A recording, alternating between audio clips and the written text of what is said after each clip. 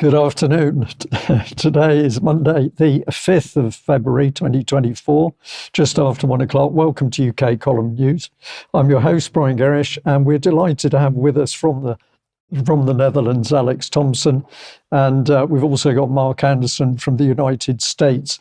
So, as our audience will know already, a few gremlins, but we're pleased to say we've got all the streams back online. And so let's get into the news. Alex, welcome. You made it. I did, Brian, despite the gremlins. Well, let's launch into a series of headlines from the Daily Telegraph, which is supposed to be on defence matters, Britain's paper of record, so they actually take notice of things others don't. And here I'm going to give credit to Lewis Page, I think the regular or a regular defence correspondent with the Daily Telegraph, because he's telling the truth. Wasteful Britain needs to buy a new arsenal for war with Russia. So it's not whether war with Russia is coming, it's can we fight it? He suggests doubling the defence budget and says that all the stuff that David Cameron famously called green CRAP could actually be cut a bit. Other departments could lose 4%, and that would double the Ministry of Defence budget, because the Ministry of Defence, as he points out, is being made to employ lots of people in Britain to keep the unemployment figures down and to loan money, actually, to nominally British but actually international defence conglomerates in order to produce weapon systems that Britain never benefits from if they ever become battle ready. So he's seen it. His record is quite solid. So look at the back catalogue, which you'll find in the show notes as well. Britain's defence boom built on sand. We need to talk about aircraft carriers. Britain's jetless aircraft carriers are a national embarrassment. He's seen quite a lot. But the Daily Telegraph continues to up the ante as well. So the brand new chairman of the Defence Select Committee of the House of Commons, Sir Jeremy Quinn, says here, well, he's been given the headline by the editors, we need to rise to the challenge of a pre-war world and quickly. So again, it's just taken as a given that war with Russia is coming. And his main point there is that nobody can retain or recruit enough defence staff in Britain, which is a Western worldwide problem.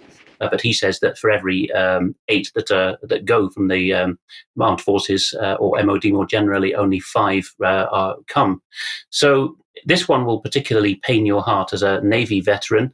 The Daily Telegraph has also, in the form of the defence editor, Daniel Sheridan, has found out that the Type 45 destroyers were never budgeted to carry sea-to-land missiles, the cruise missiles that provide the shock and awe when the Americans come up close to a foreign country's coastline.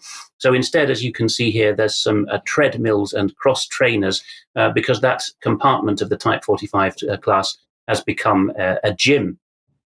We go on from there to see that Eastern Europe now has its turn this week, the Balkans specifically, for the war scare that we saw hit Northern Europe last week. MENA FN reports that residents of Romania have been warned by the Chief of General Staff, the gloriously named General Vlad, that war with Russia could happen at any time.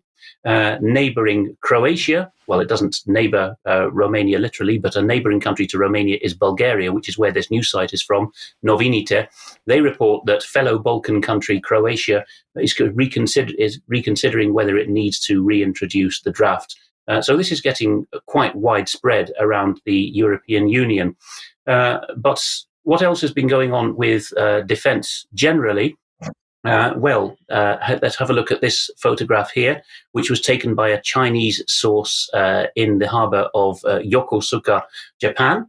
This old rust bucket is a US supply ship, one of those that come and resupply US Navy vessels deployed to the Western Pacific. And even a landlubber like me can tell that that vessel has seen better days.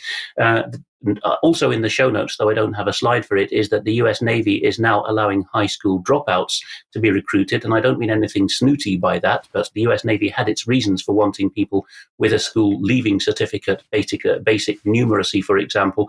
That has gone by the board for the same reasons that Sir Jeremy Quinn was describing in the case of Britain, cannot get the numbers. We also see, it'll be in the show notes, that the US is reviving Pacific bases that haven't seen duty since they were fighting Imperial Japan 80 years ago.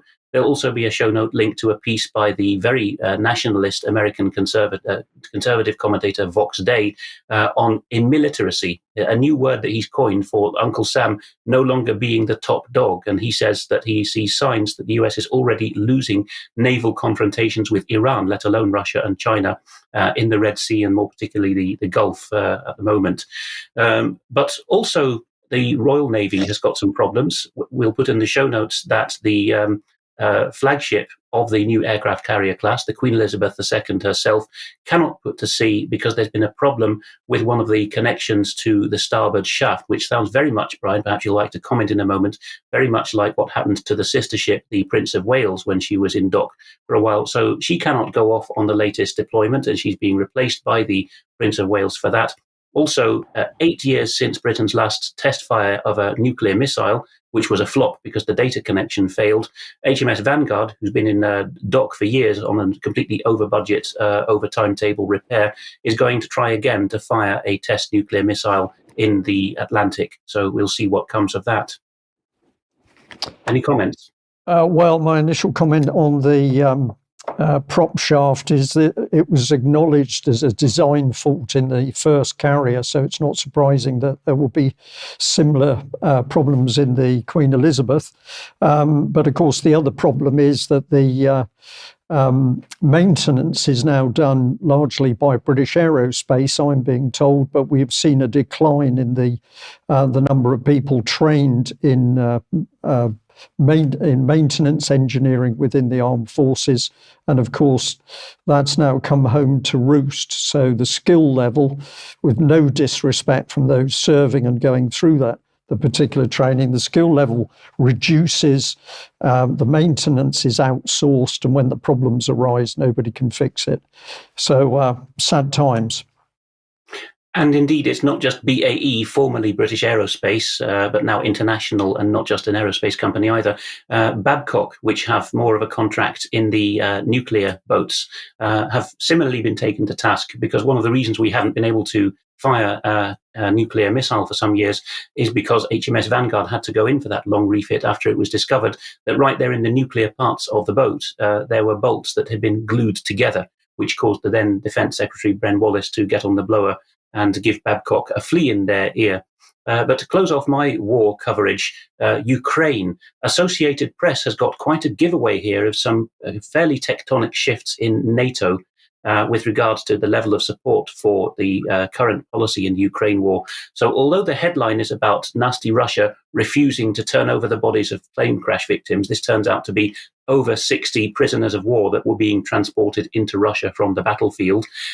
We look into the body of the piece and we see that a French military official with access to intelligence off the record told the Associated Press, fully knowing that that is the pinnacle news agency for the Western world, so it would trickle down, that France has concluded that the Ukrainians used, this would be a US-supplied piece of kit, a Patriot battery to shoot down that plane, an Ilyushin 76 transporter, firing from only 30 miles away, and the French have got enough radar telemetrics to see that what's gone on, telemetry to see that what's gone on here is that the battery was scuttled close to the border, went live for as short as possible to shoot down the Ilyushin, and then scuttled back. So that looks like the French saying to the Americans, don't even try to blame this on the Russians. We don't want any of your further escalation.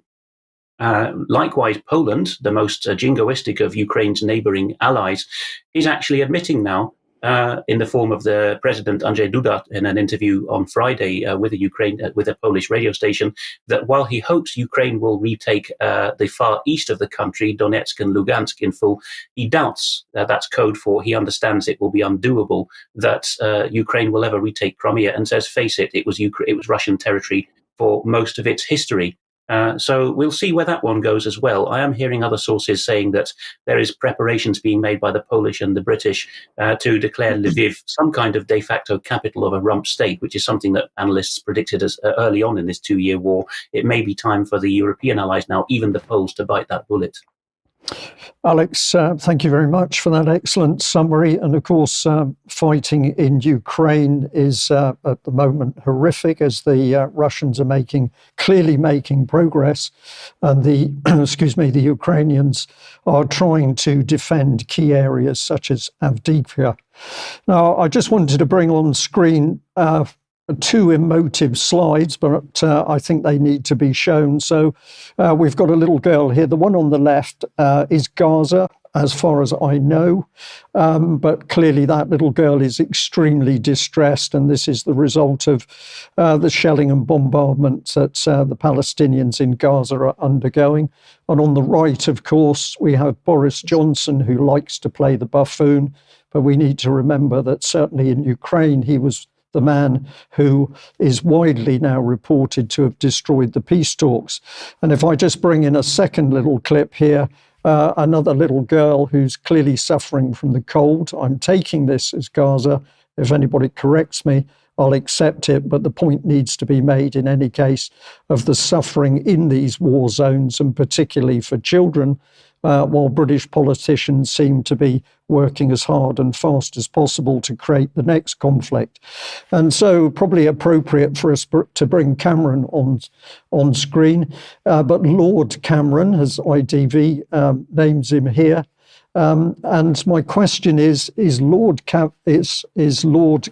the person who actually makes the decision to unleash the killing in Yemen? We've got a new war zone recently coming into the picture, but is it David Cameron who's making the decision, or is it other people? And we'll have a little bit of discussion on that in a moment. But a reminder of the horrific casualties in Ukraine. We showed this about a week ago. The key point here was Russian dead at about 120,000. And then we pointed out that the Ukrainian obituaries at the time, 408,000. Well, this is now increased to 410,000. We're talking dead here, and these are figures which are claimed to come from the obituaries reported in Ukrainian press. So horrific casualties in deaths, and the injuries way beyond that. But these are the wars that the Western politicians seem so keen to keep going. And just to give a little bit of detail on Gaza, I'm going to put on the original Israeli figure of 1,300 dead. There are some questions over that. There's still purported to be 136 Israeli hostages still in the Gaza area. But if we put on the casualties now amongst the Palestinians, 25,700 dead, 63,740 injured or thereabouts. And if we look at the arrow there, I'm indicating the fact that on this UN statistical infographic, of course, the Israeli-controlled fence around the Gaza Strip is indicated there, and this is where the civilians have no possibility of escaping the bombardment which they're currently under.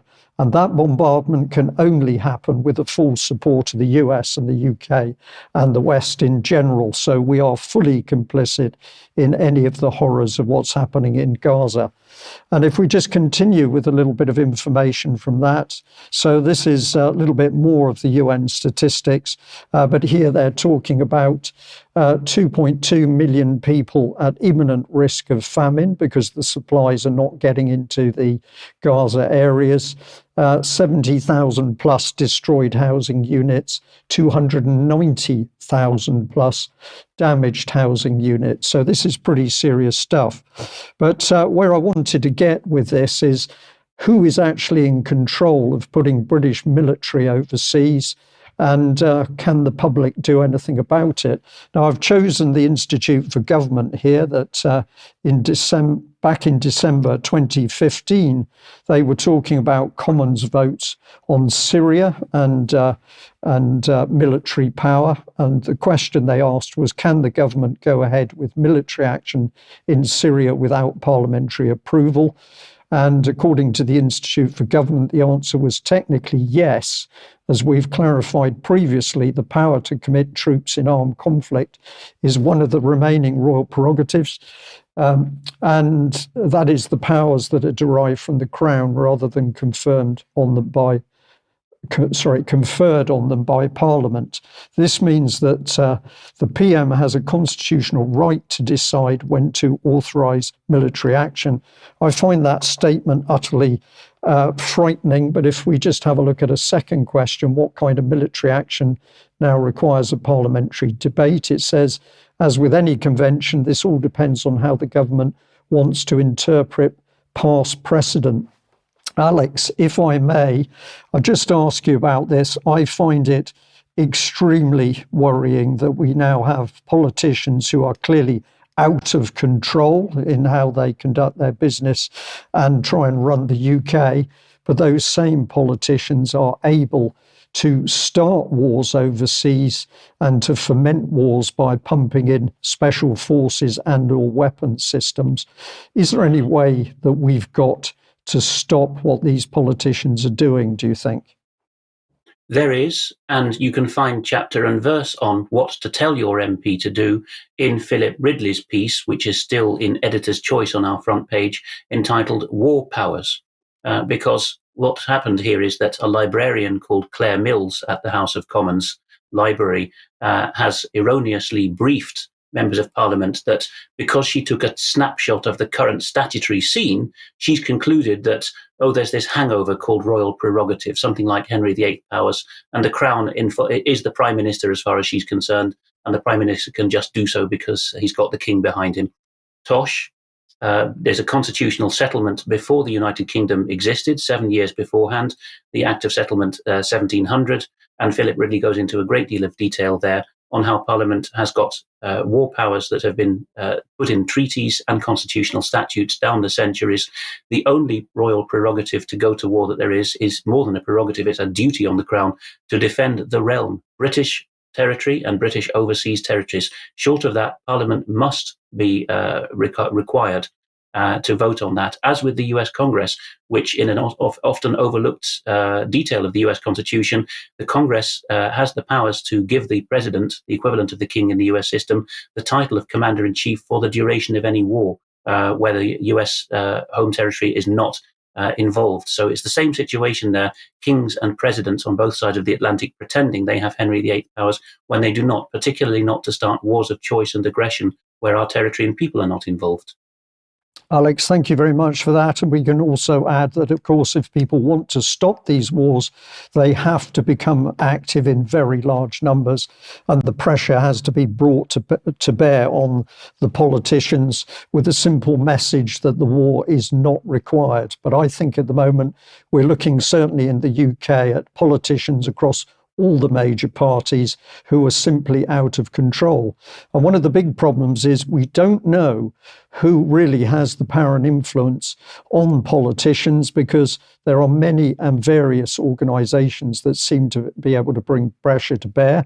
But I just wanted to draw people's attention to this article from Carnegie Europe. The headline was UK-EU security cooperation after Ukraine, and it says Russia's war on Ukraine has sparked renewed foreign policy cooperation between London and Brussels.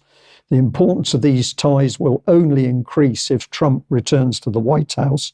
But if you, if you follow through on this page, it says this blog is part of Engage, a project that examines challenges to global governments and EU external action. A consortium of 13 academic institutions and think tanks seek to address the EU's ability to harness all its foreign policy tools and identify ways to strengthen the EU as a global actor. And I suggest that global actor really means global power. But if we go on, if we move on through to here, we are looking at people involved, and we've got this gentleman, Javier Solana, and we see that he's a former European Union High Representative for the Common Foreign and Security Policy. and he's a former Secretary General of NATO. So for me, at least, I don't think we're getting fresh, independent views. We're having the same old people. But this is another member of the International Advisory Board, Robert Cooper, British diplomat, served as special advisor to the European Commission for Myanmar, British Embassy, worked at the Foreign Office, obviously, but also deputed to the Bank of England and spent time in the Cabinet Office as Assistant Secretary for Defence and Overseas Affairs. Now, of course, we're not suggesting in any way these people are doing anything wrong. What we are saying is it's very difficult to work out who has the power and influence around our politicians, as there are so many non-governmental organisations, think tanks and other organisations which are working towards global governance. And I missed it on the last slide, but there was a big red arrow. And what was that talking about? The Florence School of Transnational Governance. There we are. We can see it now. So many of these people are involved clearly in efforts to remove us from basic control over our own countries and to move us into transnational governance, where there will effectively be one world governing body. And that's probably a very good time to bring in Mark Anderson, because, of course, you've been warning about this rise of a one global government for many years. Mark. Thank you, Brian. Good day, gentlemen. Yeah, a good example of that, of course, is the U.S. southern border. I'll kind of get a cornerstone for my discussion here today by stating that the U.S. will go to any length to intervene globally anywhere if it thinks that economic interests are at stake or whatever it might be. It's an interventionist state until we're told otherwise. But when it comes to its own border, the United States is suddenly non-interventionist. That is, the federal government will only intervene to keep the border open, not to secure it and defend it. Completely counterintuitive to any notion of national sovereignty. But when you look at the whole picture, it makes total sense. Intervene in other countries' affairs, but allow ours to go global at the same time. So the whole thing is toward global governance. Anyway, the Take Back Our Border convoy happened this past weekend. One was pretty close to me. I couldn't quite get there in person, unfortunately. It was in a city called Quemado, Quemado, over by Del Rio and Eagle Pass, which is one of the most active areas for illegal entries over the southern border. And it also happened in Yuma, Arizona, and Southern California. So there were 3 convoys over the weekend, and I was in touch with Anson Bills, the organizer of the Texas one, to get most of my information for today's report. I mentioned it last week that this was coming up. Anyway, we have a conceptual video that kind of shows the spirit of the thing. Their website is takeourborderback.com, and I've got a bit of an exclusive after this short video on what's coming up later in the year. But let's watch this video, and it kind of expresses the spirit of the event.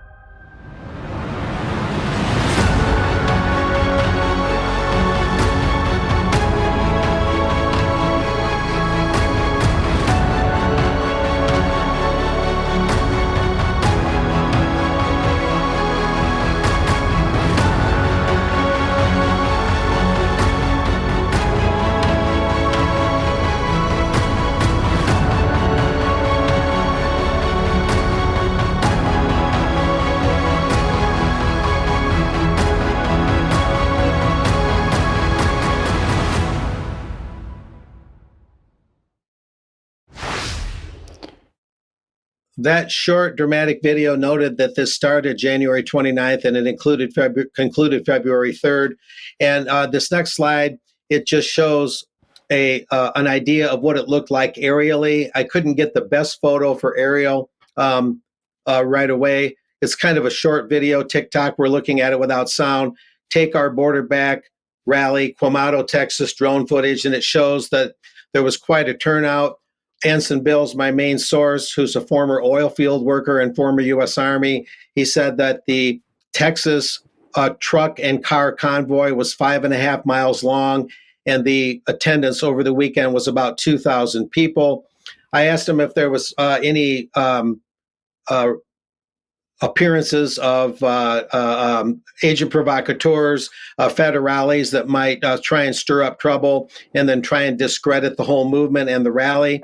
He said all that happened was Friday night and Saturday morning this past weekend, some people dressed as white supremacists, if you want to call them that, were there making a lot of racket with a bullhorn and other means trying to create noise and distractions and disrupt the event.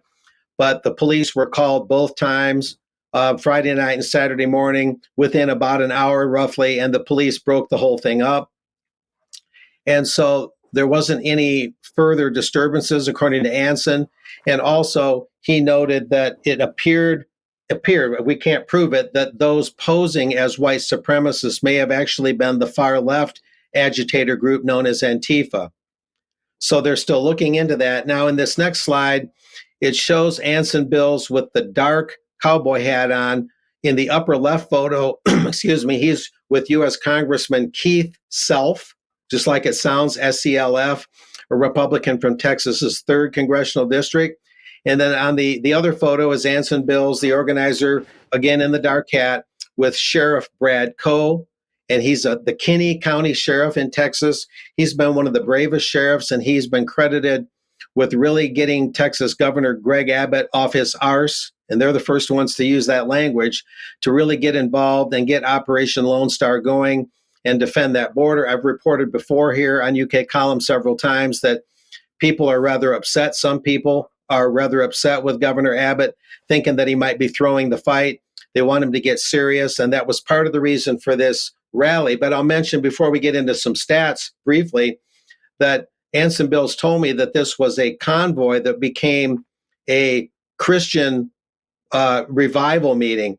Much of the over the weekend meetings, the get together that is over the weekend was pastors and whatnot praying and speaking in biblical terms and praying for our border, praying for our leaders. So it was something of a Christian revival get together, in as much as it was a protest against the lack of border defense, particularly a protest against the Biden administration for doing what globalists do best, and that is to let their own borders just completely dissolve.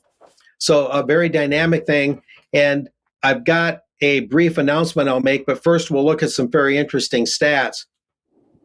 Here we have the U.S. southern border, fiscal year 2024, which began this past October 1st.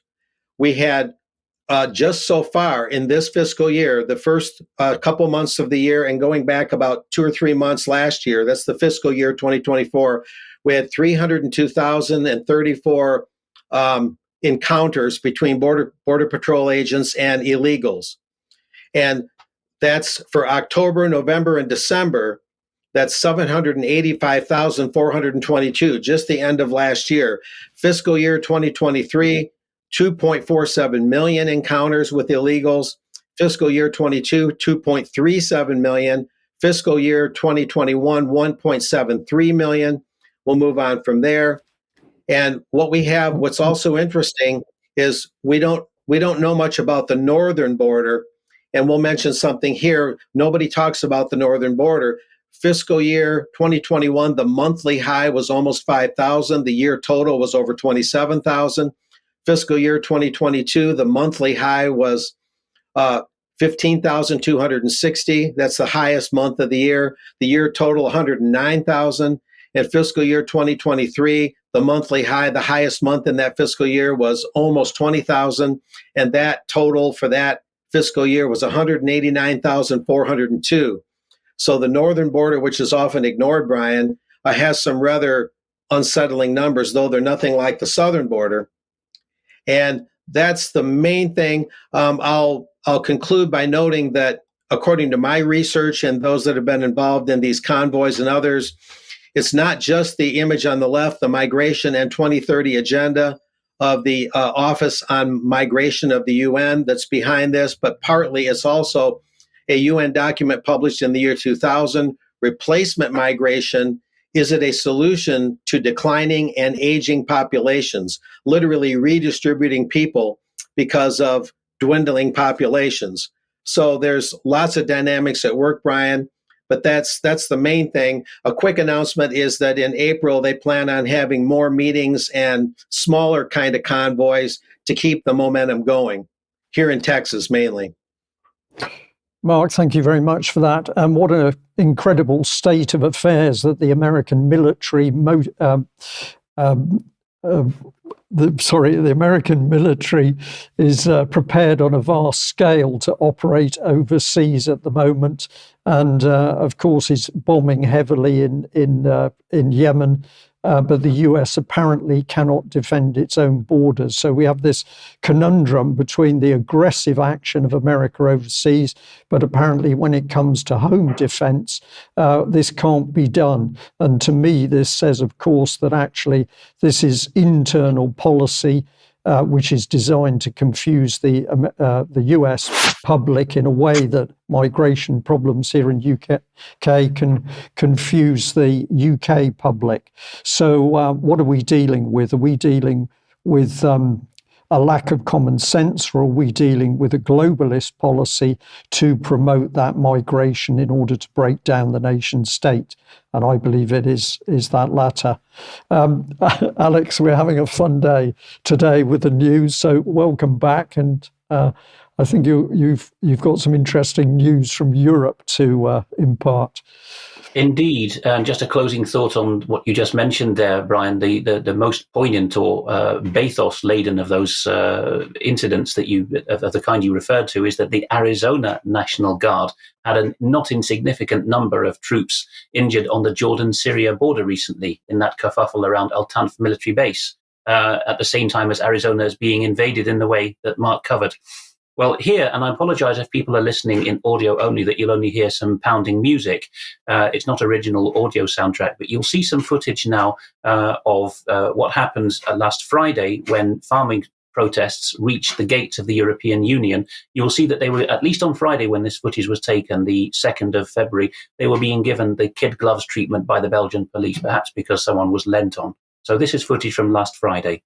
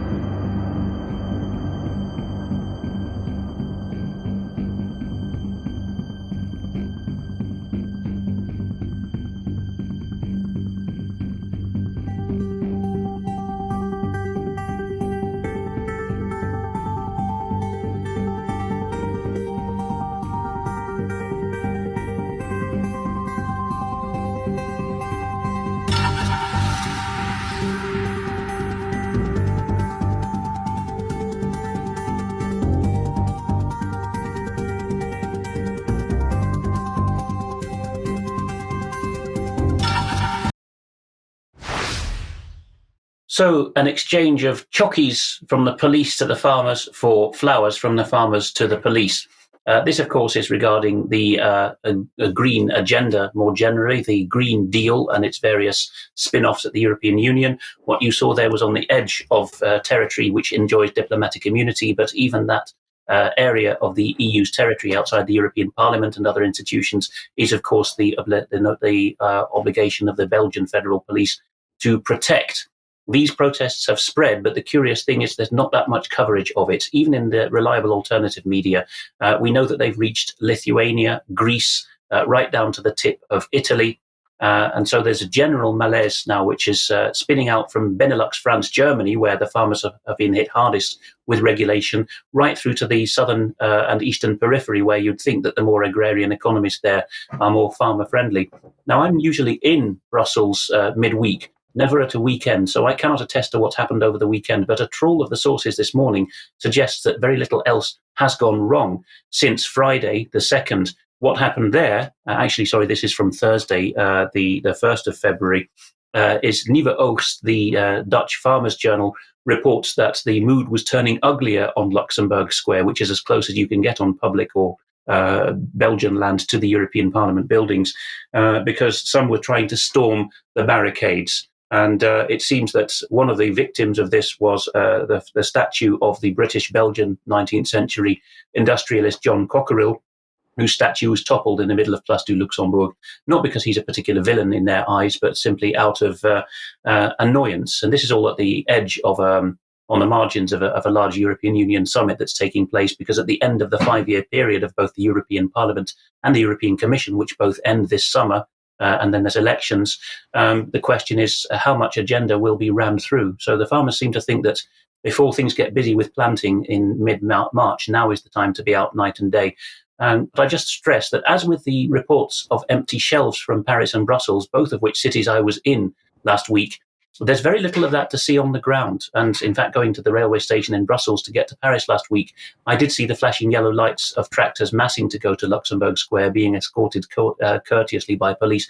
But there was very little of the argy-bargy that you read about. So if you see footage of live from Brussels riots or live from Paris empty shelves, don't necessarily believe it. And I'll do what I can to redress the balance in reporting, although I'm just one individual. Now, what's happening in the Netherlands? Somewhat concerningly, the mayor of Amsterdam, Mrs. Halsema, Femke Halsema, who's from a radical left-wing party, which was an amalgamation of communist parties originally, although she is not really a communist by background, is reporting to the world now, this is from The Guardian at the start of the year, that she's so concerned about the Netherlands becoming a narco state because the mafia controlling the real estate and the lawyers to sink in the profits of their drugs trafficking. And of course, they tend to use Dutch airports and marine ports to land South American cocaine for distribution. She's so concerned about that she thinks that the solution is regulation and decriminalization.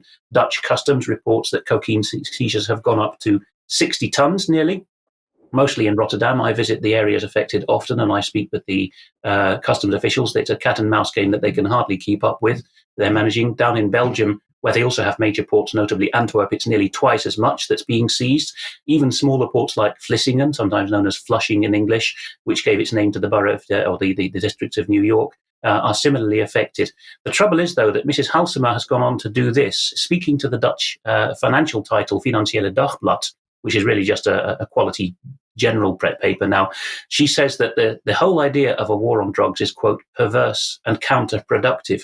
So she suggests, although that she wants safeguards, she says, for children not to get anywhere near cocaine, that cocaine should be a regulated market, because she says, basically here, face it, the war on drugs failed. People want their jollies. You're not going to stop them. I speak to a lot of Dutch urban policemen and police chiefs sometimes, and they say the same thing. But it's all about culture, because down in workaday Rotterdam, the Moroccan origin mayor, who's from a very strict Islamic background, actually, has been a stickler for law and order. And he is repulsed by the idea, even though it's his city, which is the port where most of this cocaine is landed. Likewise, in Antwerp, the Flemish nationalist mayor, Bart de Wever, says he absolutely doesn't want any regulatory change. So, the consequence could be, of course, that cities like Amsterdam, with the global mayor agenda and the Parliament of Mayors, could actually decide that they want to form what Mrs. Halsema was already calling a coalition of the willing, and declare in their own right that certain cities are sanctuaries for anyone who wants to have a shot of whatever takes their fancy, or a snort of cocaine, with all the misery that will result in. The Rare Foundation, run by Amy Meck, not everyone's favourite, I know, because it tends to believe in a clash of civilizations ideas, but it does report, and it's subtitled the report in English for people who want to look at it, that the new Slovak Prime Minister Robert Fico has announced to Parliament something which has never been seen before in an EU member state or a Western country at all, which is he wants a permanent government secretariat trying to bring to light the abuses that happened under COVID. And on screen at the moment is, although he was mainly trying to bash the opposition for when they governed Slovakia and allowing through dodgy deals with COVID equipment, where he alleges backhanders and failed deals were the order of the day. What's on screen at the moment, he is actually talking about the vaccine damage as well and that cardiovascular causes. So a head of government in a European Union member state has actually said that he's going to institutionalize the inquiry into that now. We reported previously on C.J. Hopkins, an American comedian who was prosecuted in Berlin for allegedly trivializing the Holocaust by means of this book cover that he brought out about the new normal Reich. And we reported at the time that the judge scuttled out of court wearing an FFP2 pig snout-like mask because she was so concerned about publicity because it was such a ridiculous trial. Hopkins is now going to have his acquittal appealed by the German prosecutor, whom during the first trial he reported it looked like he was high on speed. He's pulling no punches. He says here that the judge really just had to acquit him because his argument was, you are totalitarians, and if she'd gone ahead and convicted him, it would have clinched the argument, which is probably why in her summing up, she says, you're a nasty totalitarian yourself, and my acquitting you here shows that Germany is not totalitarian. Well, the prosecutor wants another bite of the cherry. He correctly says, Mr. Hopkins, that cases like this are not meant to go to trial. He draws parallels with his native US, where plea bargains are often cut by aggressive DAs in the hope that people will just be intimidated and not face the trial. But Hopkins is standing his ground. He says in a tweet that he only got acquitted because he's an American. He had enough money to pay a good lawyer. And because he's an American as well, he was able to get international mainstream media coverage. Many German dissidents, of whom there are legion, he says, cannot do that. I think he's right. What else is Germany doing in the tyranny stakes? Well, the former head of the German equivalent of the FBI or MI5, in fact, the immediately past head of that agency, the BFV, has now been told he is under surveillance by his own old people, his own agency. And this is just too long to do any justice to. You must read this by Eugippius because he's shown a lot of detail. What's gone on is that Maassen has managed via his lawyers to flush out the document they've got. He demanded it under Freedom of Information legislation, describing something more like a subject access request in British terms, all of the stuff they had justifying their surveillance of him. And in a nutshell, you might remember that there was this Reichsbürger movement, sovereign citizens equivalent, who got raided a couple of years ago, deeply penetrated by the BFE agency themselves. And all that the BFE were able to do on Mr. Maassen, their old boss, was to note down every time that one of these Reichsbürger said, Mr. Maassen's a jolly good chap. There was a supposed coup attempt under this Prince Heinrich XIII, but Maassen never replied to the letter. He knew it was instigation, never got anywhere. But really, all his comments about, I don't like the Greens, on screen right now, for example, in the original German, is they're quoting back to him as a reason why he should be surveilled. You once said the Greens are dangerous and they remind you of the Khmer Rouge and the Chinese Cultural Revolution. How naughty of you. But even things like there's no difference between the political parties. He made such a statement to the press once. That justifies putting him under surveillance. It's really too laughable, and I could go on, but time is too short. So that's the level that Germany has got to now. Its own spy boss is under surveillance for not going with the full agenda. Meanwhile, the supposedly politically neutral president of Germany, as distinct from the chancellor, Frank-Walter Steinmeier, has given a speech in which, here at the bottom of this paragraph, he says that the incident in Potsdam I reported last time, the alleged coup plot with the bugging of a clock, we now know, by the way, that seems to have come directly from the journalist collective. They were given a tip-off by that same agency, BFE, to go and bug the clock. But now, as a result of that, the January 6th-like scandal has hit. And so this gives the president the clout to say what was just on screen there. We cannot allow our democracy to capitulate, and we must stop these rat catchers. That is direct Third Reich-like language. So if I was in Germany, I might be the next one on trial for trivializing the Holocaust for making that comparison. To close off this segment, a couple of things from non-German tyranny. One is Austria. Epimetheus reports that Austria's constitutional court has, quote, devilishly, in his view, ruled that death is a human right. The question here, I'm just putting up the headings of his piece, is the constitutional court, just like France last week, is saying, we actually have a better understanding of the law than the Parliament itself. So we are now breaking the power of the law that stops people assisting suicides in Austria because it interferes with self-determination. Yes, you heard that right. Self-determination now means that you have to have a third party allowing you to kill yourself. So self means nothing there. As he points out, this will be used, the court ruling will be used to force Christian care homes to provide assisted suicide. And so he goes on to say that this will end religious freedom. And in a purple passage at the end, he says that the state will continue its assaults on Christians, the world's most persecuted religious group. This is unsavory and evil. The constitutional court of what's supposed to be one of the world's best democracies is enabling, in eschatological terms, the forces of death to gain the upper hand over the living. This is wrong on so many levels, it boggles the mind. You don't even have to be religious to see clearly where this will lead to evil. And we'll close this segment out with some coverage of some footage from Stockholm of people who've decided that the Swedish state-funded media, funded by an obligatory tax as in Germany, are not doing the things they should, that they're allowing sexualization, and quite a good turnout in Sweden.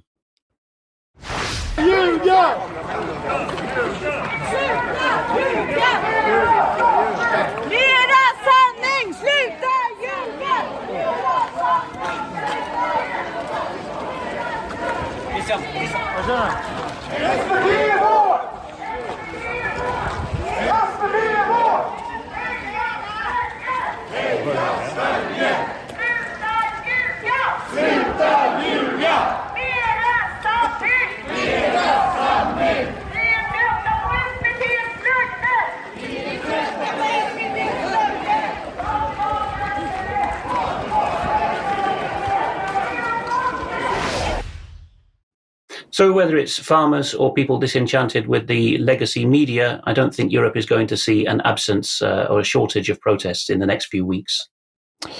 Alex, thank you very much for that. Well, serious stuff across the board, from cocaine to euthanasia, with Challenge the Green Party, or say that all the politicians are similar, and you're going to have the intelligence services tracking you. If that's happening in Germany, it's not far away in this country unless we stop it. If people like what the UK column is doing, then please come and join us. It's due to the generosity of the people who've taken out memberships with UK column that we can continue to finance and do what we're doing. So a huge thank you to people who are signed up members. But you can also help us, of course, by purchasing through the shop with a piece of clothing, or perhaps you'd consider a membership gift voucher, which is always a good way of bringing in other new members. And we do produce this material to be spread far and wide. And we're very grateful for everybody who's helping us do that. Remember to give the UK column a shout. Now, for extra time for our members today, we're delighted to say that we'll be joined by Rachel Matthews, who'll be telling us about her initiative with Colchester Council Watch. This is part of holding local councils to account. And this is a very, very encouraging initiative, which has popped up in Colchester, but we're seeing signs of it in other local authorities around the country. So this will be a very interesting discussion with Rachel in extra time. Please join us if you can. Also like to say that tomorrow an interview goes out that I did with Jackie Devoy.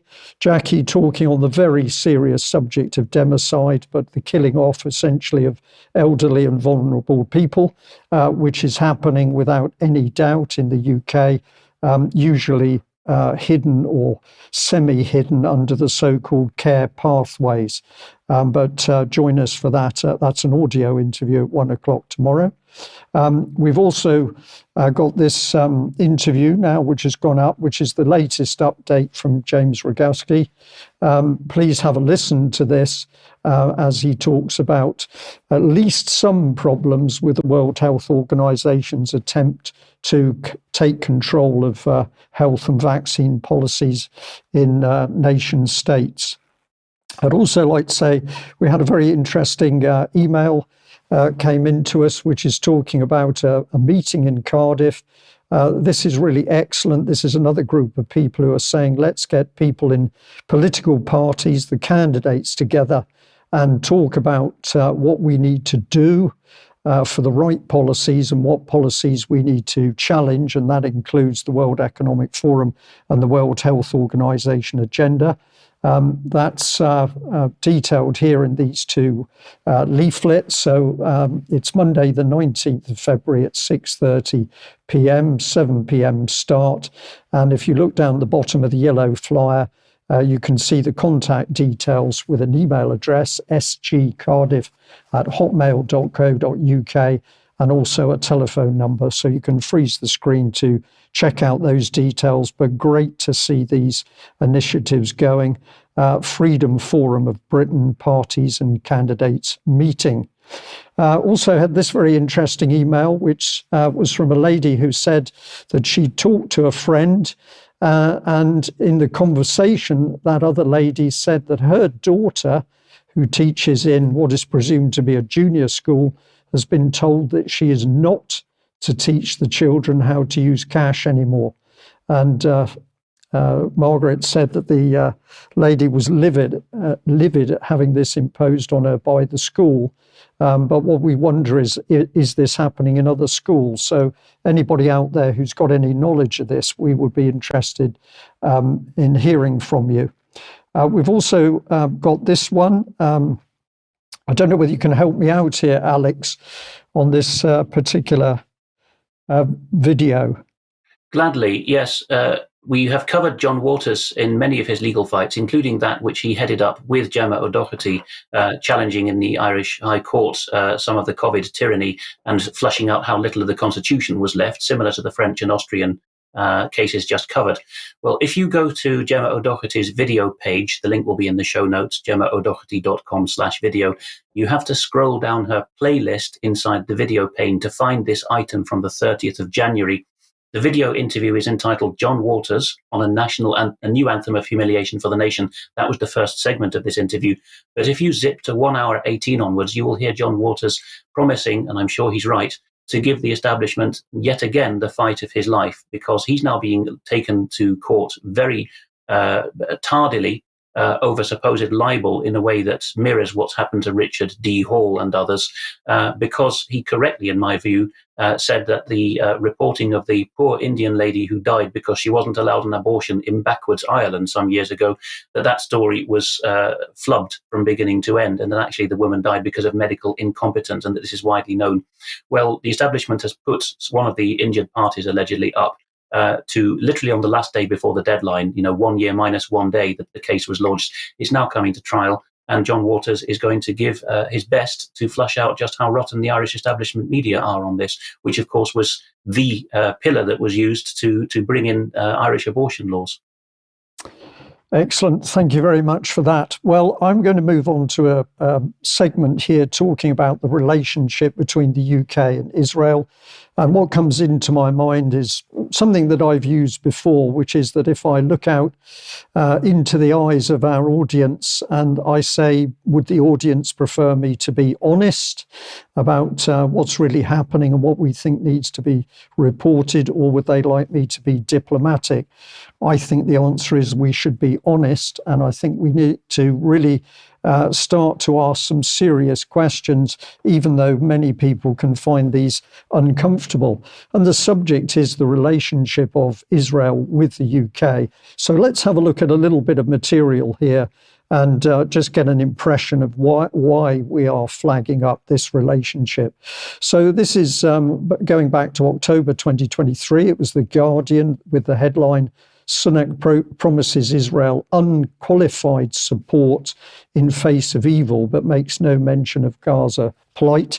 And there was a little subheading underneath the photograph which said, Rishi Sunak's support for Israel, not just today, not just tomorrow, but always. So unqualified support for always. And again, Alex, I'm going to ask you for a little bit of help here. But if you promise unqualified support always to the end of time, effectively, what commitment does that make from the UK to Israel, in your opinion? There's a single word for that at law, suzerainty, which is no longer being above the law, but being under the law. of another country. It's also called being a vassal state. You're pledging that that country's interest will outrank your own when there's a choice of men or material, blood and tears, basically, that you will supply that to Israel come what may, even if you need it at home. Well, Alex, thank you for that. I asked the question on the news. You weren't primed on that at all. But let's think about what Alex's reply really means and look at some more, some more material. We're going back to 2011. This is an article on the UK column website, Britain or Israel. And what we're pointing out is that no person, particularly if you're a reader of the Bible, no person can have two masters, because they will love one and hate the other. And so we asked that question of David Cameron, as he was also talking about his extreme loyalty to Israel. Let's have a look at a little video clip. This is actually from 2014. So let's look at what a younger David Cameron was having to say at that time. You asked the question, what have I done today to try and encourage a two-state solution and a successful conclusion of the peace process?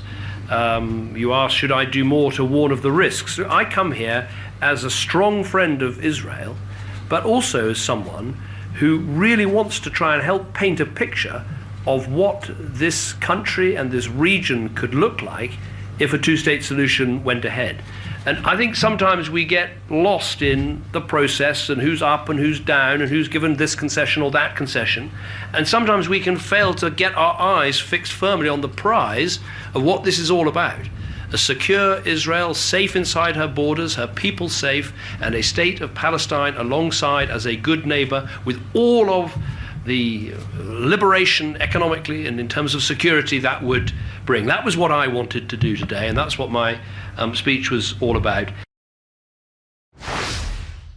So my question to the audience is, when we hear that clip, and we've now got the UK bombing Yemen, is that a result of UK policy or is it the result of Israeli policy? And I'm going to suggest to our audience that in 2024, we have now got no way of knowing. And this is a very serious position. But back in March 2014, the UK column was also warning of Conservative Minister Francis Maude, who'd set up a web of involvement with Israeli organizations, which included universities. It actually included the police. It included Israeli Force 8200. So we're into the intelligence services and links through to GCHQ. We had links with the Israeli government and its agencies and its education systems and its security systems at all levels, never discussed in Parliament, and we are now left with this residue. So if we come on to more present time, this is 2021, so we're advancing 7 years. We've now got the Memorandum of Understanding between the Ministry of Foreign Affairs of Israel and the UK Foreign, Commonwealth and Development Office on the UK-Israel Strategic Partnership. How many people in the UK public are even aware that this has happened? And I'm just going to flag up, we have mentioned this before, but I think it's important to flag it up again. In the list of topics, we have diplomacy, and it says the consultations will focus on bilateral relations, regional security, counter-terrorism, proliferation, global issues, and increased cooperation in the multilateral arena. And for defence and security, it says cognizant of the importance of joint cooperation in the fields of defence and security as part of the UK-Israel partnership. The UK and Israel will continue their direct and professional bilateral development of the strong defence and security relationship within the existing frameworks between the sides. So we come back to the question that when we see events unfolding in the Middle East, are these the result of independent, sovereign UK policy, or are these the results of influence and control from Israel over the national government of the United Kingdom? We have no way of knowing, and we will not know until enough people start asking the right questions to lift the lid on this relationship. Sorry, just pop you back to Rishi Sunak again here. This is Jewish Telegraphic Agency with the question, where does Rishi Sunak, new UK Prime Minister, stand on Israel and Jewish issues? And of course, there was a glowing statement by Rishi Sunak here where he says that the apartheid claim of Israel is not only factually incorrect, but quite frankly offensive. Like any nation, Israel is not perfect, but it has a vibrant multi-ethnic democracy with a free press and the rule of law. It stands as a shining beacon of hope in a region of autocracies and religious extremists. Do we believe that statement from Rishi Sunak? Well, many people clearly don't. And what is interesting is many of those people are actually Jewish, members of the Jewish community themselves. There's a recent London protest where we can see some of the signs here, one of which says that the state of Israel does not represent world Jewry. Are these opinions reported in UK? No, they're being censored. Apologies. And this protest here of a similar vein is in the United States, where the Jews protesting, one of the banners says Israel is responsible for 75 years of tragic bloodshed of Arab and Jews. So it appears to me there are many questions to be asked of the UK's relationship with Israel. And I would personally like to see the major media outlets interviewing and questioning members of the Jewish community themselves to get their opinion. Alex, we're very short of time, but if you've got any comment on my little analysis there, I would be interested. The shocker for me was the wording of that memorandum of understanding. Of course, MOUs are a recent development to obviate the need for treaties, as Mark has often reported in the past. That text doesn't seem to me to have been proofread, let alone written, not even proofread by the Foreign Office or the Cabinet Office. Look at the Hebraism at the end there, between the sides, which you also find in Russian English, instead of between the parties, and the tautology, joint cooperation. That would have been fished out immediately if that document had been through Whitehall. I think it went straight from Tel Aviv or Jerusalem to the press. So and then to gov.uk rather, and then to the press from there. That says something about who's wagging the dog there, doesn't it? Well, the rapper Low Key, a British rapper of Iraqi heritage, who's very careful with his sources, so I'm happy to report his tweet rather than any other source on this. He reports that Douglas Murray, one of the supposedly conservative cheerleaders for Israel at the moment, was scheduled to host a fundraiser for Israeli soldiers in London recently.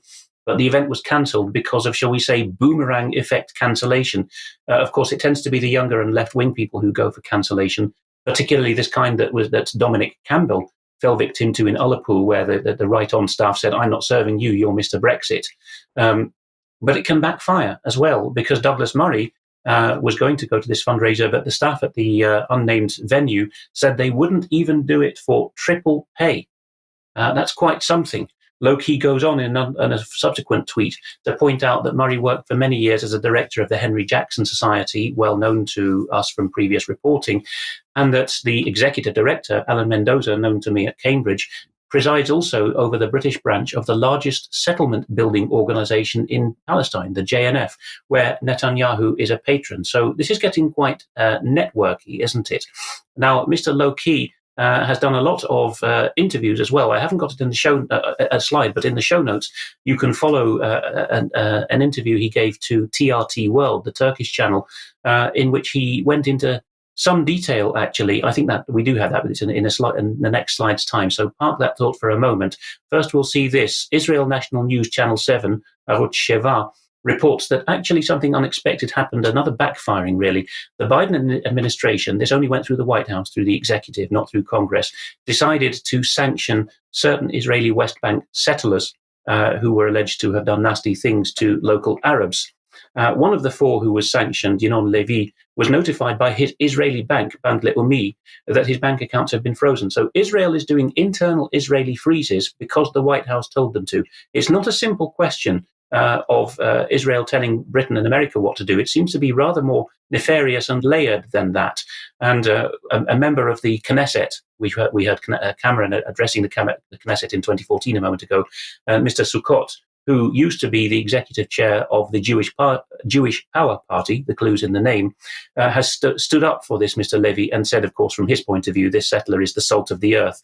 And he can't quite understand it. Even the radical settler wing of Israeli society cannot understand why Israeli banks are going for sanctions über alles, even domestically, when the issue has reached them via an American edict. It is, and he's quite right, although I dislike the people involved, he's quite right to say that this is illegal. There's no basis for it in Israeli law. And of course, the West Bank is not Israel de jure anyway. So a complicated mesh where it seems that the banks just follow their own logic. But then finally back to Mr. Low-Key.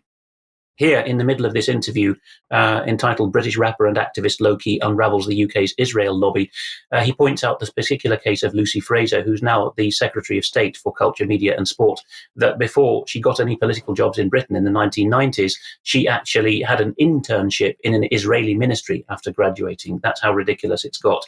Also in the show notes, we'll have a couple more videos very recently produced by Declassified UK on the Israel-UK lobby, particularly on how they get into the Conservative Party, a long-term focus of yours, Brian. Look particularly for the interview with Peter Oborne, because he is, again, one of the few Christian conservatives who will join mostly younger, far more radical left-wing people in pointing out how unsavoury this is. Alex, thank you very much. And I absolutely take your point that we need to explore the relationship very carefully if we're to understand the intricacies and sensitivities of it. But clearly that needs to be done. Now, I'm going to say that we've overrun for time due to our technical problems at the start of the programme. So we will end the news now. And particularly as we've got a guest waiting to join us for Extra. So I'm going to say a very big thank you to our audience for joining us wherever you are in the world today. And a huge thank you to all those who are supporting the UK column with memberships, because it's your support that is keeping all of our work going. So a very big thank you to you. Thank you to Mark and Alex. And I look forward to seeing you in Extra Time in a few moments. Thank you. Bye-bye.